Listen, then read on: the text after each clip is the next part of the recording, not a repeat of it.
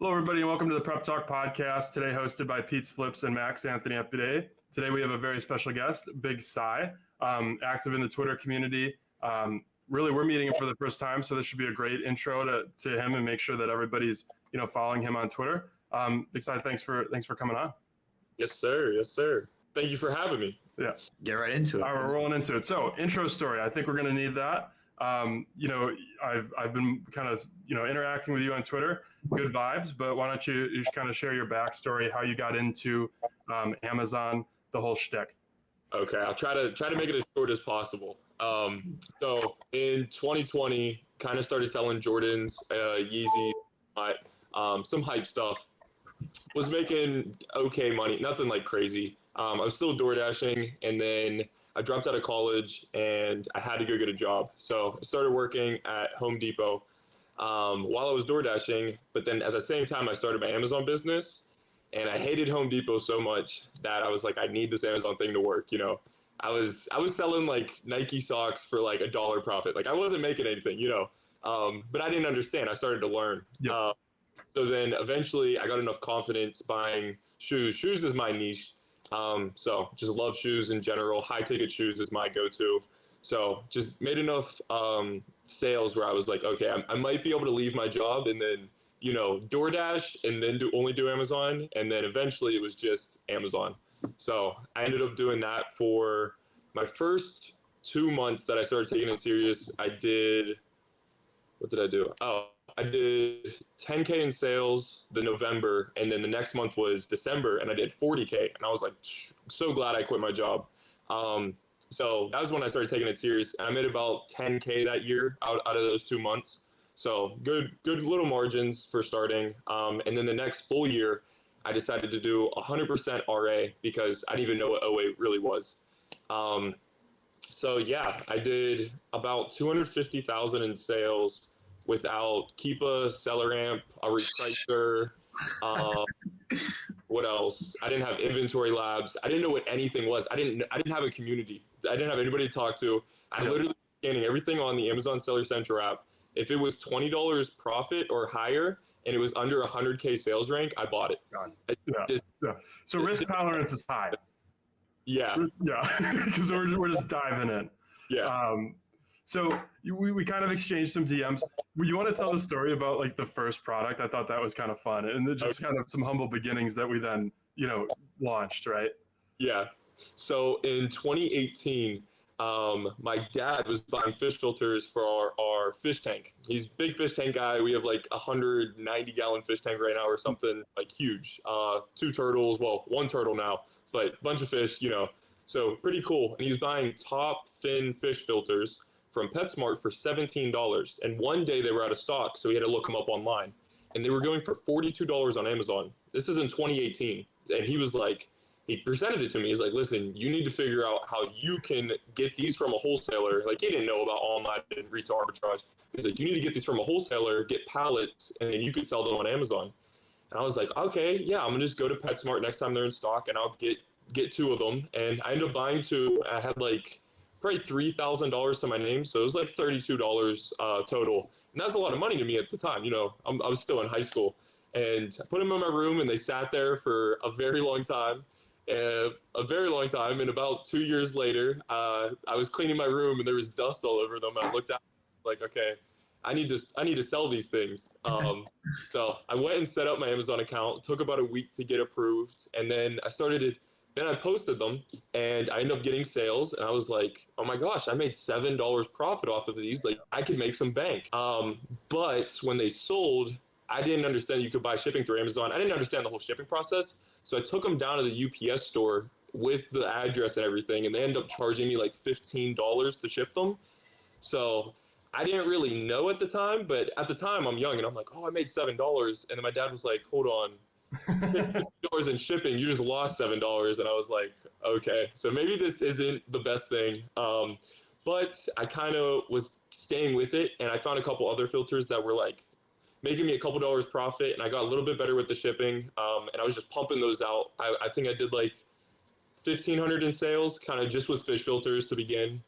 Started doing like a little bit of books around the house and whatnot. but yeah, the fish filters are what got me in the game.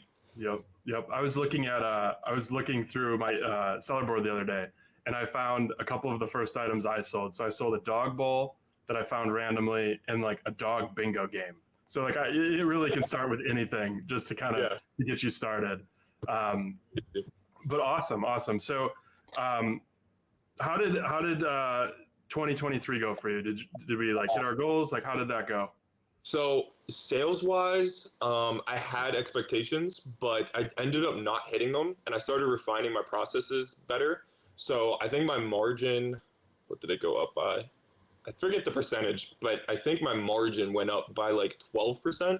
Whoa, damn. So I was really working on that. I was like, okay, I need to start making some smarter buys. East Bay's not alive anymore. Sam popping off this year too. So, started making some better buys, up to my margin, just about the same sales. And then next year, we're going to try to keep the margin and pump the sales up. So, okay, awesome. And so you're doing a lot of RA, and that's got to help with those margins quite a bit. Any like tips for someone that's starting RA, or like how you would approach that? Yeah, literally, I know it sucks. Nobody ever wants to work. This is a hustle at the end of the day. If you're doing RA, this is not the laptop lifestyle, but you need to literally scan everything in the store. So whenever I first started doing RA, I was hitting every basic store, Marshalls, Nike, Adidas, all the outlet stuff. And then I actually have a local store near my house. And I was scanning through Nike shoes and stuff. And my employee at the time, he helps me do RA because I just need help carrying all the bags. So he's in high school and I hire him hourly. But he was like, the one day we wanted to go to the gym. And I was like, no, like, let's just spend 5 more minutes to keep scanning. Like, we already had a cart full. And I ended up scanning a product. It's not that fire anymore, but it's a Nike lanyard. I'm just not going to tell anybody where it's from because it's the only one that has them. But it's a Nike lanyard, a specific one. And I've been replenishing that for 3 years now. So that made me like, I don't know, probably around 10K profit just in the last 3 years. It kind of died off this year because people started like fake listings for it. But so there's definitely some scalability with RA. But if you want to scale, I do recommend getting an employee. It makes everything faster. But yeah. 100%. So is that do you only have the one employee, or do you have any other help along with the kid in high school? So I have dabbled in VAs for, especially this year. This year was huge to me because for some reason, a lot of my RA stores just dried up. I don't know if I bought too much in December or something, but they were dry January through February. And I was like, okay, I need to do something. And I ended up hiring a couple VAs, firing a lot, I didn't know what I was doing. But now, we do have a couple VAs on the system for product research. So are you all RA? You don't do any OA? No, I dabble in OA. I do run part of a leads list.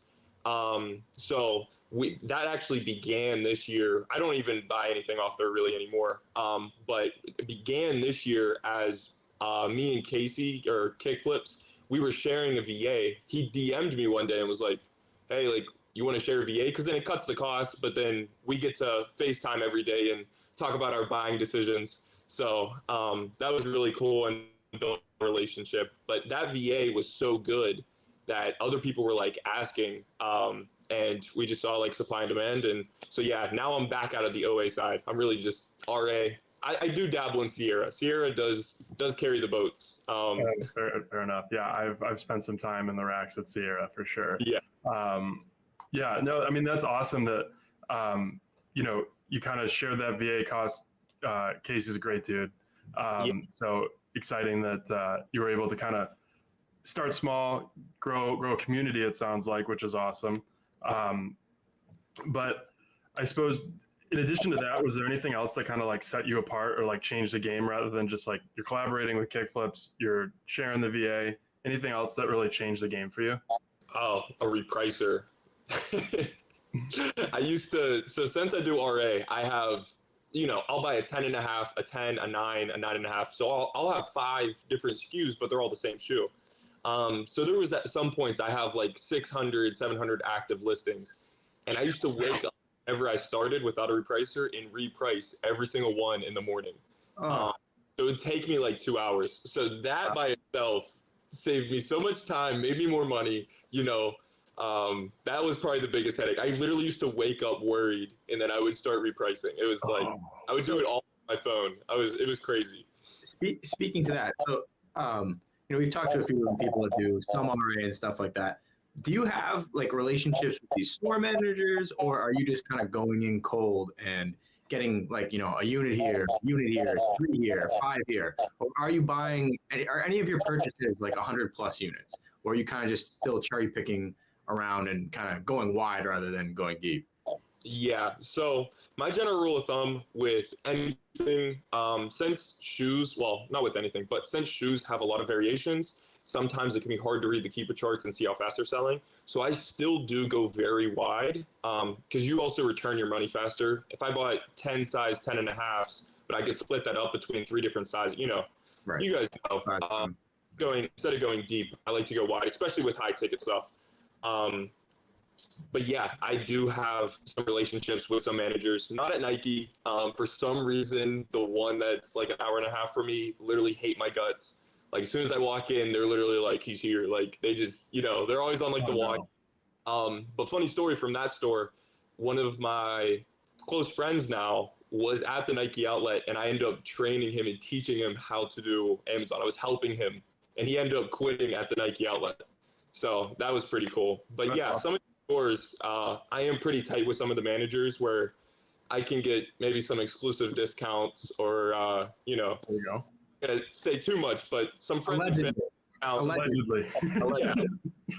don't want to get anybody in corporation in trouble. So No. So you mentioned that you like trained the employee at the store. Do you feel like that like helped you a lot growing yourself? 100%. So the way that I think about it was when I was in high school, I used to have girls help me with my homework, and I swear their grades got better when they were helping me. It's the same thing. So I was helping him, and at the same time, he was popping off questions I never thought of, and then I'm going to my resources trying to learn, or I'm like, oh, I thought of that, So it's the little things that you skip over. Especially when I started, I didn't have anybody. Like I didn't know anybody in the game. Nobody was doing this. So all I had was Warner's and Miles videos here and there. Yep, 100%. I mean, like just in our day to day, like Max and I will throw things off each other, and like we'll just exchange ideas, and through that, you naturally kind of come to a better outcome. It's insane how it works. But if you're doing it alone, it's going to be brutal. Like it's just going to be miserable. There's no coincidence that everybody pops off when they start talking to other people. Yeah, it's more fun, and your knowledge, like you said, just compounds. You're talking to 7 people; they're all improving. You're all improving together. You just multiply it by 7, really. So yeah, well, and then it translates into like other areas of life. Last year gym was not a priority for me. This year we are just going nuts. Like there is no time to waste, and feel better. Everything's better. So iron sharpens iron. I would say 100%. So do you want to dive in a little bit, into your background, like maybe away from Amazon a little bit? You seem like a pretty competitive guy. I have a feeling there might be some athletics in the background. You want to touch a little bit on that? Yeah. Well, didn't really get anywhere with athletics, but I played about every sport. I think I ended my senior year. I decided to do football, but I was a lot skinnier. I wasn't lifting at the time, so I was on D line getting picked up and slammed. So didn't make it far in football, but it was fun. I enjoyed it. Played basketball. Didn't fully start on the team till my senior year, but I averaged 14, 10, 4, and 2. So pretty decent. Yeah. And then I also played soccer, and I think I was the 3rd highest scorer on the team. So, but the funny thing about soccer is I was actually on defense, and I had the 3rd most goals. But every single corner kick, I used to run because I can jump higher than everybody, and I'm tall. And I used to over and get headers all the time. So gotcha. That was a lot of fun. But yeah, didn't get anywhere after that. Okay, well, fair enough. I mean, but do you what sort of lessons do you feel like that helped translate into building your own business? Yeah, 100%. I feel like it's it's really kind of breaks down like shooting a basketball. I just seen your video the other day. You splashing the threes, so it's really reps. Like you're gonna miss, but the more you shoot, the better you get, the more you make. You know, Steph Curry didn't get there and just wake up one day and be blessed. You know, he's out there firing shots every single day. If you're sourcing 8 hours a day for a whole month and you're telling me you can't find anything, okay, you must be shooting on the wrong like basket or something. I don't know what you're doing. You know, yeah, you're at the carnival games on that one. Shots fired at the newbies, man. Yeah, I remember doing that. We were coming up dry in the beginning, but I mean, I think that that's something that, you know, a beginner can take away is that like this does not happen overnight. You have to put in the reps, and then over time, everything can compound, and then you know your effort just really scales from there. You're not missing on all of these little details. You know what to look for. Oh, we got a guest appearance. I gotta hold on to him. He whines when my parents leave. But so we're looking to increase margin. We're looking to probably scale a little bit. What sort of things are you doing differently for next year? What do the goals look like? That sort of thing. For next year, you mean like finishing? Oh, I guess it's this year. Yeah, 2024. Yeah. We're here. New year. We're together now. Increasing margins, I would say spend more time on the keeper charts. So spend more time. And the biggest one for me is actually selling brands that nobody talks about. Like that is, to me, that is huge. Like there is some of these listings I'm getting on have 2 sellers. And I'm like, how is this possible? You know, just look, everybody's like, oh, Nike, Adidas. I preach it too. I sell it as well. But, you know, there's a lot of missed opportunity because people just want to stay comfortable. Makes a lot of sense. Yeah.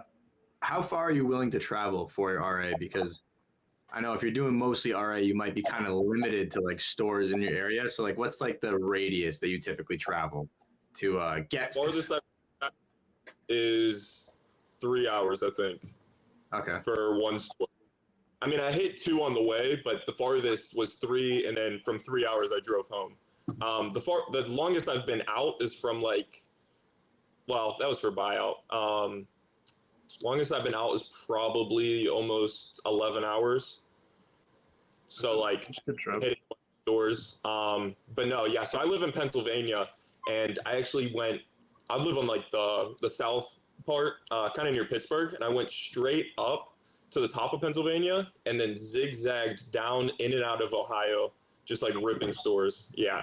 So, and then that's always fun because then the product sits there and I'm like, all right, I tell my employee all the time, I'm like, all right, you got to stay over and we actually have to pack all this up right now. Yeah, the reward. Yeah. So he never loves that. And I always have to entice him with more money. Yeah. So. What would you say your split is, FBA versus FBM?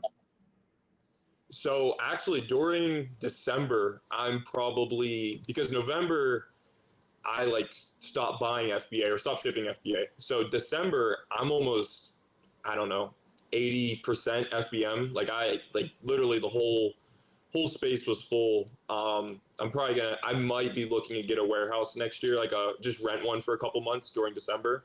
But other than that, I hate FBM because of December. So right now, I'm still working on getting some other stuff out, but I'm going all FBA in December. So you guys know the headache.